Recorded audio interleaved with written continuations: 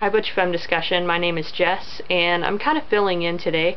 I wanted to thank mainly Butch and the channel for having me. I really love and respect all the panelists, and it's kind of an honor to be here, actually.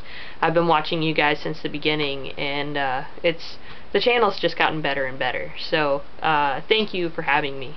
We're talking this week about Miss Never Right or Wrong's video, Young Lesbians. I put the link in the sidebar over here. Definitely check it out. I've watched this video several times. I've watched responses to her, I've watched her responses to them, and I took some notes here to remember all that she said and what the responses were to her. So, not just to recap, but to give my opinion. So, first off, I went to her profile and I noticed that she's from Chicago. At least that's what her profile says. I live about 3 hours south of Chicago in central Indiana. So I really get this mentality of the people in this region. And I'm not saying it's a bad thing, but I wanted to say that Chicago is not San Francisco. And if you believe that, you're crazy. I'm sorry. It just isn't. The Midwest is all about small town values. It's about religion. It's about moral upbringing, and you know, it can be really sheltered. I'm not saying this girl is sheltered. All I'm saying is she said that she didn't have a lot of gay lesbian friends, or any at all. So I just wanted to put that out there and say that a lot of people aren't exposed to gay culture, so we need to be patient. And I know it's, you know, it's a hard process, and it's not always fair, or at least it doesn't always seem fair to have to come out to everyone every single day. But anyway, having said that, listening to her talk about things, she said that she noticed that something was going on, and she decided to talk to these girls about it, and I took that as she's questioning something. She wants to educate herself, and so she's going through people to try to educate and figure out what the reason is for the things that are going on. That you can't deny. That, you know, she's just trying to educate herself. So she asked her YouTube subscribers what they think. She's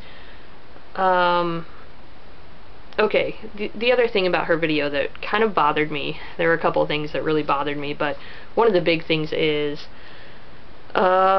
she said that she was neutral, you know, she didn't care either way. She did say, I'm not knocking lesbians, about 3 or 4 times, so, you know, I believe her. I really don't think that she was, but I think she was kind of pushing the issue. I think she was pushing, just because of the fact that she ended her video with, "Please stop telling your young daughters that men are the devil, because they might end up with a girl." You say you're neutral, and then you ask your viewers what their opinion is, and then you state your opinion at the end. That, you know, why else would you have said it? You also use the words, "watch out," like lesbians are the boogeyman and they're gonna snatch up your daughters. Being gay, like, I don't want to turn people gay. I don't care about that. I'm looking for somebody who's not going to leave me, you know? So I don't understand that at all, the watch out thing. You know, maybe some people are like that. There are men like that who seek out women and snatch them up and control them. So, I mean, I'm sure there are people out there like that, but I don't think it's right to generalize the community and say that lesbians as a whole are running around like hoodlums and, you know, terrorizing everyone. I don't think that's fair. So you just have to be careful on your wording there. Also, the generalizing and assuming thing, this is where it gets like sketchy, because people didn't get this when they watched your video. You said things like, lesbians believe that men are no good, they have STDs, they watch shows like the Bad Girls Club and that's how they turn. All these things are assumed things that you're saying. I don't believe that men are no good. I'm actually in a family of 6 people four of which are men. And, you know, growing up in that household, how could I hate men? How could I possibly hate men? So anyway, easy on the man hating. I don't think that's really fair at all. Is it a fashionable thing to be gay? I don't think it's fashionable. Some people would say that being gay isn't a choice. And I think choosing to come out is a choice. I don't really think that your sexuality is something that, oh, I'm gonna be straight today, oh, I'm gonna be gay today. Like, I don't think it works that way. It would be a lot easier, because then you could be whatever somebody else wanted to be at any given moment, but that's not fair to you, that's not fair to your life. So, not fashionable, I don't think. What else?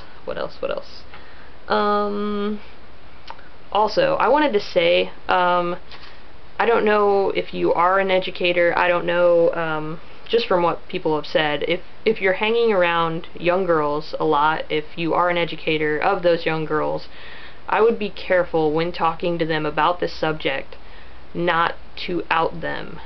If you're asking them if they're lesbian or not, that's kind of confidential information, and they can offer it up if they want, or, you know, not if they don't. But the coming out process is a very delicate process. It involves a lot of feelings, it involves a lot of people, and some kids get kicked out of their house for being gay. Some kids get beaten up at school. Some kids go into a downward spiral depression.